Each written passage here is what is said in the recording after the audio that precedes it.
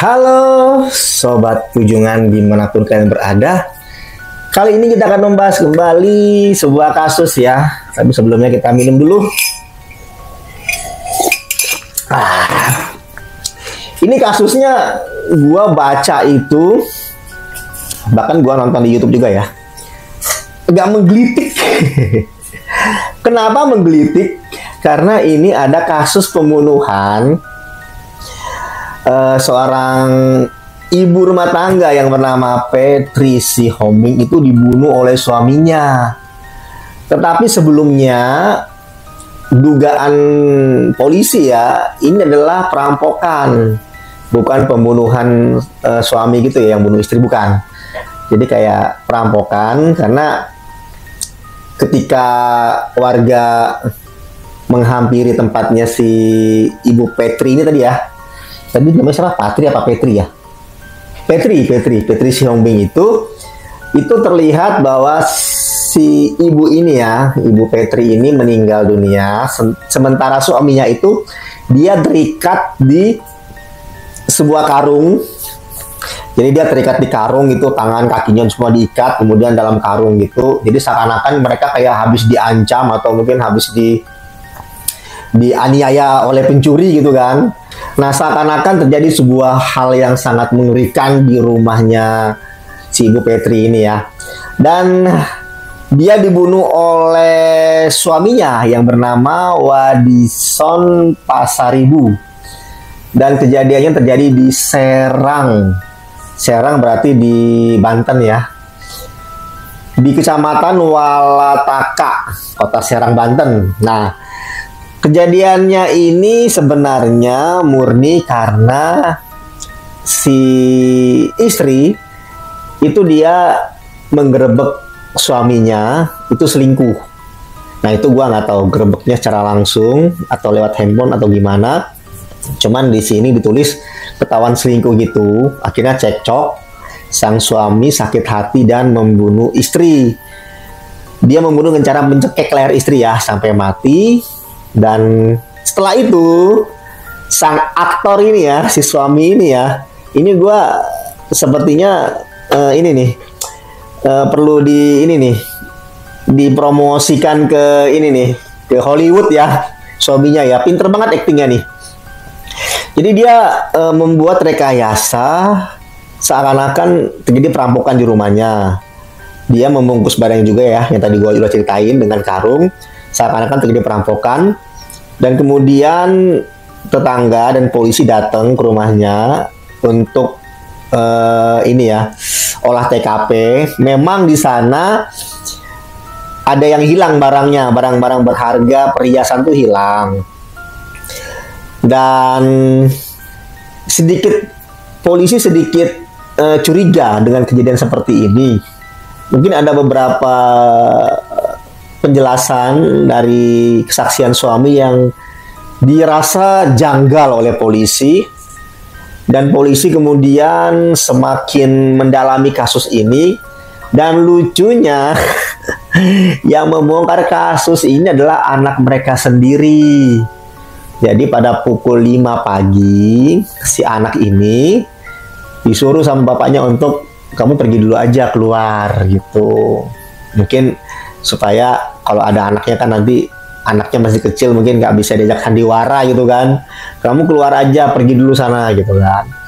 Nah anaknya bingung kan kenapa disuruh keluar jam 5 pagi, disuruh keluar sama bapaknya. Akhirnya karena anak kecil ya nurut aja kan, disuruh pergi seperti itu.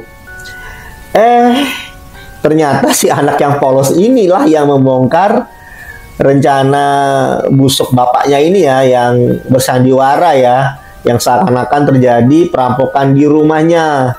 Dan gue sempat ngelihat beberapa foto ya dari suaminya. Wah nangis banget dia di depan jenazah istrinya gitu, kayak shock gitu, kayak nggak habis pikir, habis kerampokan gitu kan.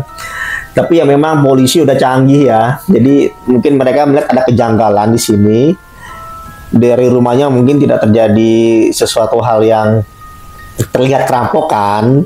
Kemudian dari kesaksian, biasanya orang yang bersaksi kalau bohong itu kata-katanya nggak jelas, suka berbelit-belit, atau enggak suka ngeles lah ya, yang namanya kita bohong gitu kan, kadang-kadang ketahuan gesturnya ya, kalau kita nggak jujur ya. Nah, seperti yang dilakukan oleh Pak Wadison Pasaribu ini ya seperti itu.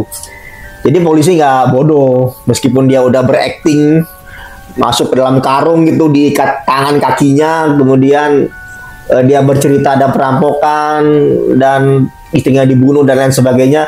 Polisi tidak percaya begitu saja, dan ketika diinterogasi anaknya, anaknya di sini baru menceritakan kalau dia disuruh bapaknya untuk keluar jam 5 pagi. Nah, di situ gua agak itu ya, menggelitik ya, agak sedikit geli gua bacanya gitu. Kok bisa gitu ya, habis ngebunuh terus bersandiwara gitu kan. Sandiwaranya pun cukup bagus ya, cukup rapi. Dia bisa berpikir untuk membuat keadaan bahwa ini adalah perampokan. Itu adalah skenario yang susah untuk kita bisa pikirkan kalau kita selesai melakukan kejahatan. Kayak misalnya nih ya, gue mungkin habis bunuh seseorang, itu gue akan merasa berdosa, bersalah, pikiran udah blank, udah kemana-mana kali ya, udah nggak mikir lagi. Mungkin gue bisa kabur aja, atau enggak gue mungkin nyerahkan diri ke polisi atau gimana. Tapi kok dia masih bisa berpikir untuk bersandiwara gitu loh. Itu aslinya mungkin hatinya dia mungkin sudah jengkel banget sama istrinya ya, sampai dia ngebunuhnya pun habis istrinya meninggal gitu, nggak ada rasa berdosa atau bersalah atau rasa gimana ya, kita membunuh orang yang kita sayang, kita cinta gitu, dan kita bisa membuat sebuah cerita skenario dengan rapi gitu kan. Itu berarti dia memang sudah nggak ada rasa apa-apa sama istrinya ya. Dia udah merasa, wah hina banget tuh istrinya ya, habis dibunuh. Udah, dia bebas bercerita, dia bebas berakting gitu kan di depan polisi, di depan warga. Kalau ini adalah pencurian di rumahnya yang membuat istrinya harus meninggal juga. Dan akhirnya Pak Wadison Pasaribu ini diamankan polisi ya. Pada pukul 2 pagi, ini dari berikutnya ya setelah kejadian, karena setelah polisi mengatakan kalau ini kasus pembunuhan perampokan gitu ya, mungkin sementara dia masih aman kan, masih bisa berkeliaran, masih bisa berakting, pura-pura sedih, nangis di depan keluarga, depan warga gitu kan, atau mungkin depan jenazah istrinya dia bisa menangis, meronta-ronta gitu kan. Ternyata beberapa hari kemudian dia jadi pelakunya. Gue pernah melihat kasus seperti ini, nggak cuma melihat, bukan melihat sih, membaca dan menonton. Kalau langsung lihat gitu nggak pernah ya. Takutnya nanti kalian pikir gue ngelihat gitu, gue di TKP gitu ya, ada kasus seperti ini. Nggak, gue pernah menonton dan membaca kasus seperti ini, suami bunuh istri, istri bunuh suami gitu. Ya udah gitu kan, ya karena selingkuh juga, karena masalah ekonomi dan masalah emosi, dan dilecehkan secara kata-kata dan lain sebagainya gitu kan. Itu sering, tapi kalau untuk acting seperti ini ada kali ya, tapi nggak banyak gitu kan. Karena membuat skenario seperti ini susah loh, dalam keadaan batin kita yang habis membunuh gitu, kita harus bisa mengontrol emosi kita untuk bisa berpikir kira-kira gimana ya hilangin jejaknya gitu. Itu agak-agak susah gitu. Kadang orang ya dengan cara mutilasi kan, atau membakar, atau buang mayatnya kemana gitu kan. Karena mereka tidak mau berpikir lagi secara sandiwara atau gimana untuk menghilangkan jejak. Karena kalau posisi kita dalam keadaan panik seperti ini, itu susah untuk berpikir jernih, apalagi bersandiwara seperti ini kan. Tetapi ini si pelaku ini bisa berpikir jernih ya untuk melakukan hal seperti ini. Ini gua rasa tergolong psikopat kayak ini orang nih ya. Ngebunuh orang kok bisa gitu kan, bikin drama lagi kan. Makanya tadi gua bilang, ini si pelaku ini harusnya dia masuk ke sana tuh, Hollywood, jadi bintang aktor nih. Ini kayaknya bisa ngalahin Leonardo DiCaprio kayak gitu. Atau enggak ini deh masuk ke FPI ya, yang Persatuan Film Indonesia ya. FP apa? Lupa gua ya. Nah, itu jadi artis, jadi aktor nih di Indonesia nih, jadi buat drama atau film apa gitu. Cocok nih. Pinter bersandiwara. Dan hatinya sangat-sangat tenang sekali ya, habis membunuh bisa bersandiwara gitu.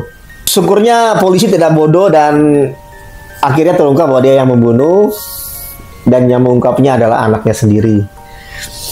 Jadi seperti ini aja investigasi kita mengenai kasus pembunuhan di Serang yang sempat menghebohkan ya. Oke, demikian video gua kali ini mengenai kasus pembunuhan di Serang. Kita akan berjumpa lagi di video gua selanjutnya. Gua pamit dan see you gengs. Bye-bye.